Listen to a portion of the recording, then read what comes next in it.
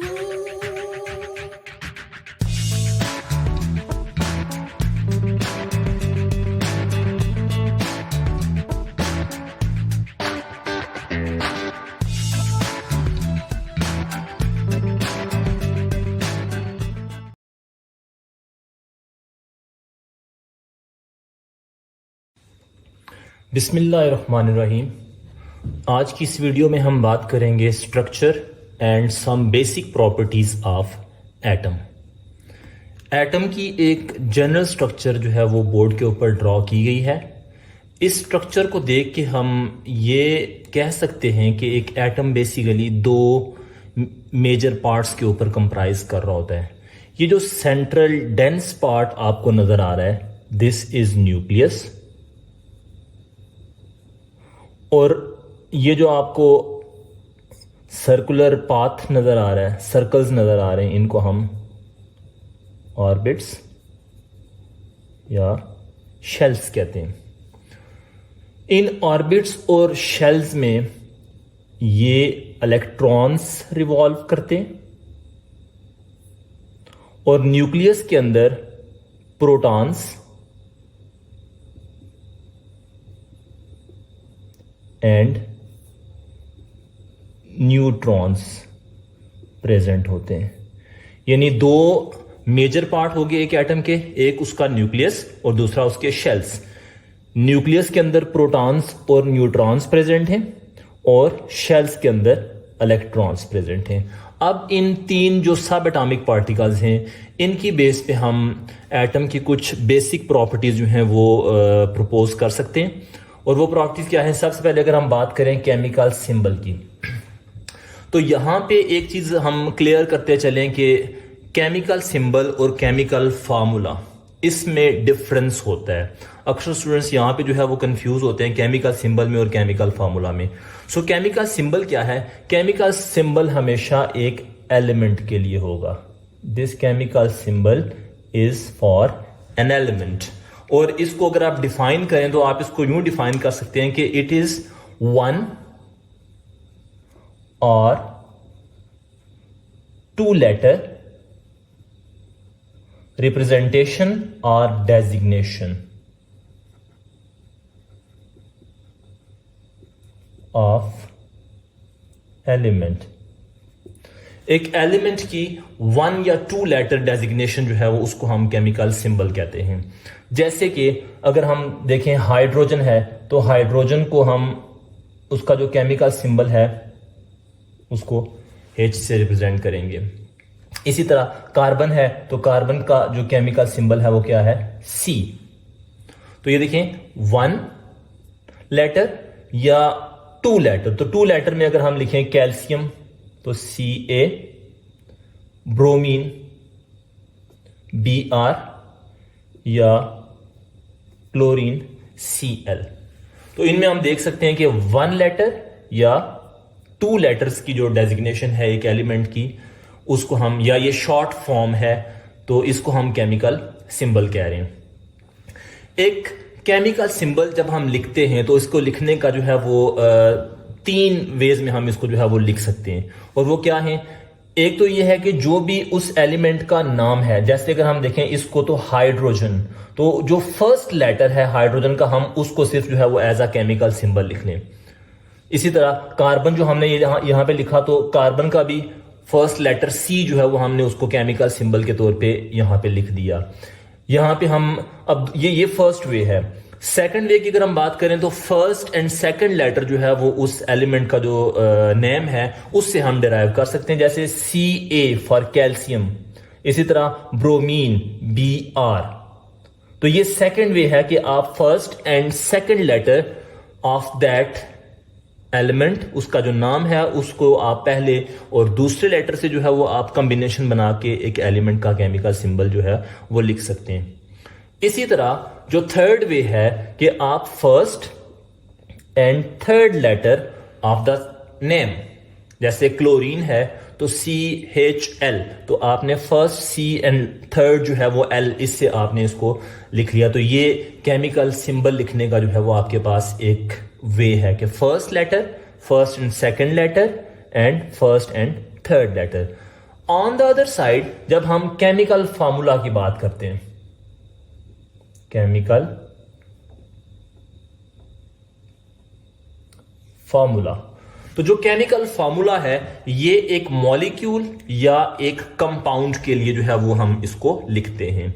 तो इसको अगर आप डिफाइन करें तो आप इसको यूं डिफाइन कर सकते हैं कि an expression which shows the element in a compound and relative proportions.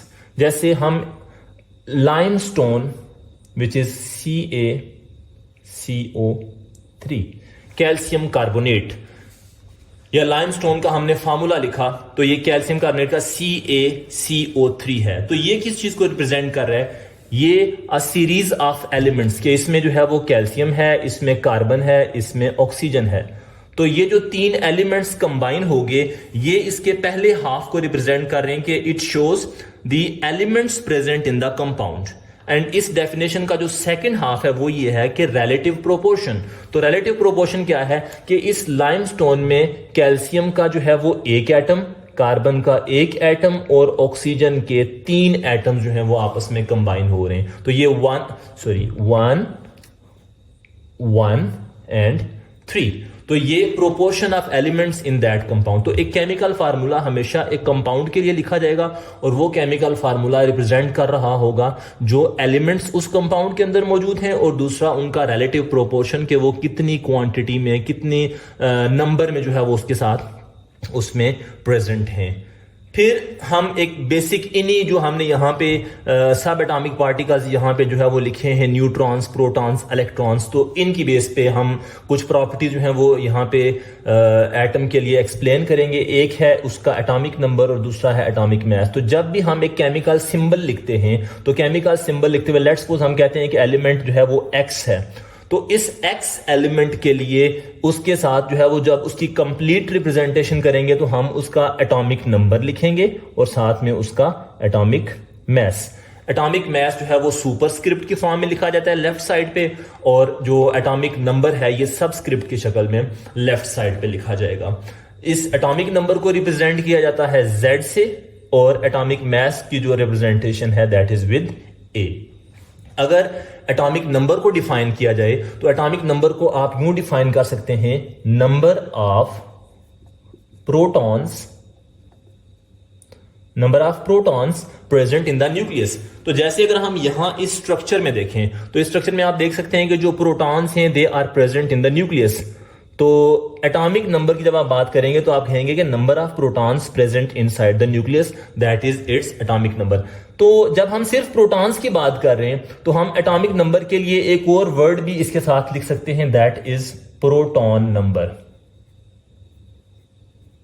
Atomic number और प्रोटॉन नंबर, ये एटॉमिक नंबर और प्रोटॉन नंबर हर एलिमेंट का एक स्पेसिफिक जो है वो प्रॉपर्टी होती है, और हर एक एलिमेंट का एक डिफरेंट जो है वो एटॉमिक नंबर या उसका प्रोटॉन नंबर होता है, और इसी की बेस पे जो है वो एलिमेंट्स को अरेंज किया गया है पीरियोडिक टेबल के अंदर।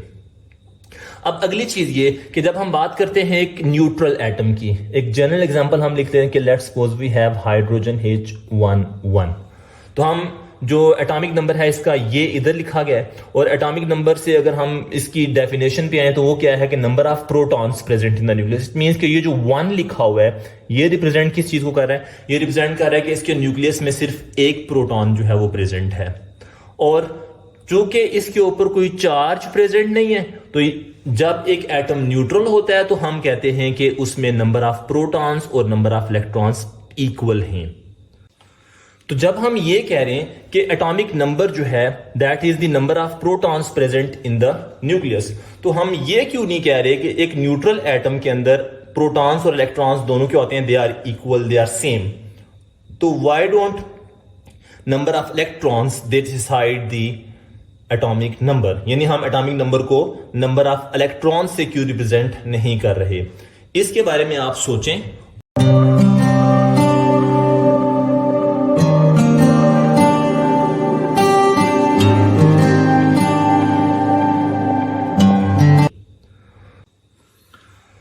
तो आंसर है इलेक्ट्रॉन्स जो कि शेल्स में प्रेजेंट होते हैं, इन इलेक्ट्रॉन्स को डिस्टर्ब करना आसान है। हमें पता है कि एक एटम, जब हमने एक वीडियो में जो है वो बात की कि आयंस क्या हैं, तो आयंस बेसिकली इलेक्ट्रॉन्स के गेन और लॉस से जो है वो बनते हैं।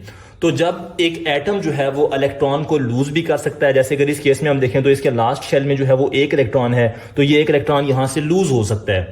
तो अगर इसने एक इलेक्ट्रॉन लूज कर दिया तो अब इसके पास नंबर ऑफ इलेक्ट्रॉन्स एक जो है वो कम हो गया, जबकि प्रोटॉन्स जो न्यूक्लियस के अंदर मौजूद हैं वो दे आर सेम, वो जितना पहले उनका नंबर था वो उतना ही, मींस के न्यूक्लियस के अंदर से प्रोटॉन्स और न्यूट्रॉन्स उनको जो है वो नॉर्मल कंडीशंस में निकाला नहीं जा सकता, जबकि इलेक्ट्रॉन्स को शेल्स में से आसानी से आप क्या कर सकते हैं, निकाल भी सकते हैं, और आप शेल्स में इलेक्ट्रॉन्स को ऐड भी कर सकते हैं by the loss of energy और by the gain of energy. तो एटॉमिक नंबर जो होता है ये एक कैरेक्टरिस्टिक प्रॉपर्टी होती है एलिमेंट की। तो अगर एक एलिमेंट जो है वो जो उसका एटॉमिक नंबर है अगर उसके इलेक्ट्रॉन से डिसाइड हो रहा है, तो जब एक इलेक्ट्रॉन ऐड हो गया तो एटॉमिक नंबर चेंज हो गया। अगर एक इलेक्ट्रॉन जो है वो माइनस हो गया, निकल गया, तो हम अगेन देख रहे हैं कि उसका एटॉमिक नंबर जो है वो क्या हो गया, चेंज हो गया। तो इस तरह एक ही एलिमेंट के जो है वो एटॉमिक नंबर बार बार चेंज हो रहे हैं by the loss and gain of electron, जबकि एटॉमिक नंबर क्या होता है, it is the characteristic property, वो चेंज नहीं हो रही। तो इस वजह से हम कहते हैं कि इलेक्ट्रॉन्स जो हैं वो डिसाइड नहीं करते उसका एटॉमिक नंबर, बल्कि it is the number of protons which decide its atomic number. Then atomic mass which is represented with A. तो एटॉमिक मास क्या है? Atomic mass is the number of protons and neutrons. अब ये protons और neutrons दोनों कहां पे present होते हैं? They are present in the nucleus. तो हम ये कह रहे हैं कि जब प्रोटॉन और न्यूट्रॉन एटॉमिक मास डिसाइड कर रहे हैं तो एक एटम का जो सारा मास है that is because of its dense nucleus, क्योंकि प्रोटॉन जो एटॉमिक मास है वो प्रोटॉन और न्यूट्रॉन से डिसाइड हो रहा है और ये दोनों न्यूक्लियस में मौजूद हैं। तो हम कह रहे हैं कि एक एटम का जो कंप्लीट मास होता है वो उसके न्यूक्लियस की वजह से होता है। यहां पे अगर हम एक एलिमेंट का केमिकल सिंबल लिखें, सोडियम 11 23, तो इससे जो ये इसका एटॉमिक नंबर है ये 11 है और एटॉमिक मास 23 है। अब इससे हमें इंफॉर्मेशन क्या मिल रही है? इससे हमें यह पता लग रहा है कि इसके न्यूक्लियस में जो प्रोटॉन्स हैं, प्रोटॉन्स की जो है वो नंबर कितना है? 11। इसके शेल्स में जो इलेक्ट्रॉन्स हैं वो भी 11 हैं, क्योंकि ये अभी न्यूट्रल लिखा हुआ है, इसके ऊपर कोई चार्ज नहीं है। और ये जो मास नंबर है, मास नंबर है इसका 23, यानी atomic mass which is a is equal to proton plus neutron.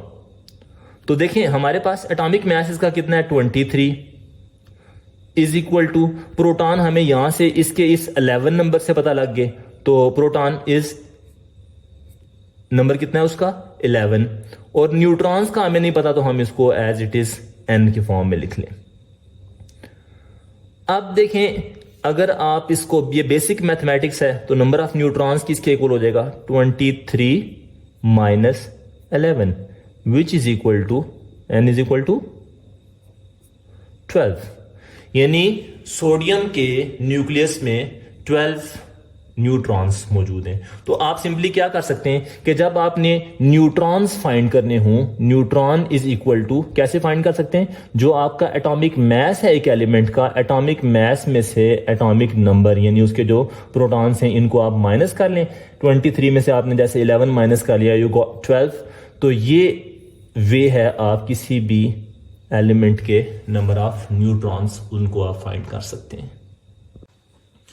यहां पे आपकी प्रैक्टिस के लिए हाइड्रोजन के जो 3 आइसोटोप्स हैं इनके एटॉमिक नंबर और एटॉमिक मैसेज जो हैं वो लिख दिए गए हैं। अब आप जो है वो, ये आपके लिए असाइनमेंट है कि आप इसमें number of protons, number of electrons and number of neutrons find करें।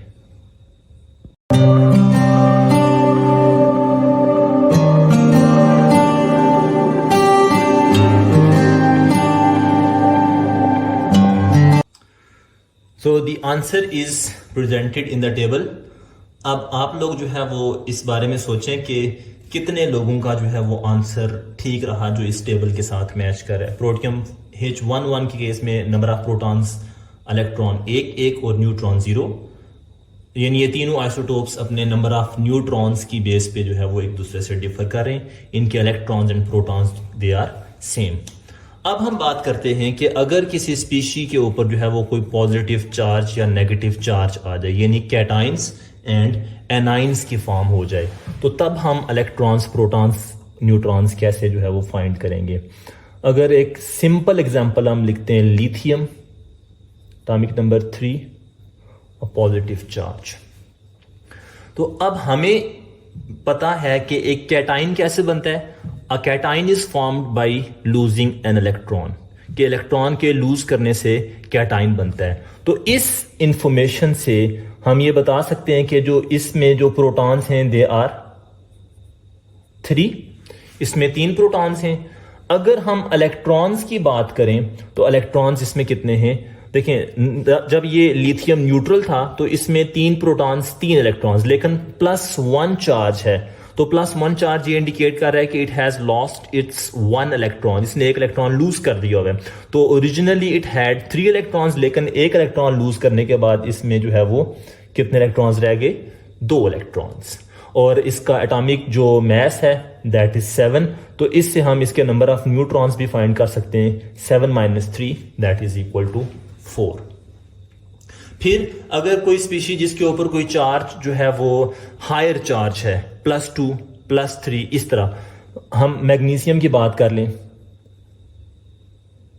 12, 24, 2 पॉजिटिव, तो इसमें नंबर ऑफ प्रोटॉन्स कितने, 12, नंबर ऑफ इलेक्ट्रॉन्स कितने, दे आर 10, क्योंकि जब ये न्यूट्रल था तो 12 प्रोटॉन्स 12 इलेक्ट्रॉन्स, लेकिन +2 चार्ज ये इंडिकेट कर रहा है कि इसने 2 इलेक्ट्रॉन्स लूज किए हुए हैं, तो इलेक्ट्रॉन्स कितने रह गए, 10, एंड देन न्यूट्रॉन्स अगर आप देखें तो न्यूट्रॉन्स कितने, 12, 24 - 12। फिर इसी तरह अगर कोई स्पीशी जिसके ऊपर कोई नेगेटिव चार्ज है, यानी वो एनाइन है, फ्लोरीन की अगर हम बात करें 9, 19 विद अ -1 चार्ज, तो इसमें प्रोटॉन्स कितने, 9, इलेक्ट्रॉन्स 10, क्योंकि जब ये न्यूट्रल था तो 9 प्रोटॉन्स 9 इलेक्ट्रॉन्स, लेकिन नेगेटिव चार्ज 1 चार्ज ये इंडिकेट कर रहा है कि इसने 1 इलेक्ट्रॉन गेन किया है, तो इलेक्ट्रॉन के गेन करने से इसके पास एक एक्स्ट्रा इलेक्ट्रॉन हो गया, 10 इलेक्ट्रॉन्स। और न्यूट्रॉन्स की अगर आप बात करें तो 19 - 9 दैट इज 10। तो इस तरह आप किसी भी एलिमेंट में उसके प्रोटॉन्स, न्यूट्रॉन्स एंड इलेक्ट्रॉन्स को जो है वो एस्टिमेट कर सकते हैं, बता सकते हैं कि कितने वो पोजेस कर रहा है। आई होप कि आज की इस वीडियो में आपको एटम की स्ट्रक्चर, एक जनरल स्ट्रक्चर और कुछ बेसिक प्रॉपर्टीज़ जो हैं ये समझ आ गए होंगे। इसी तरह हम फर्दर एटम की जो है वो प्रॉपर्टीज़ को डिस्कस करेंगे, एंड देन एटम की रिफाइंड स्ट्रक्चर को हम डिस्कस करेंगे अपनी कमिंग वीडियोस के अंदर।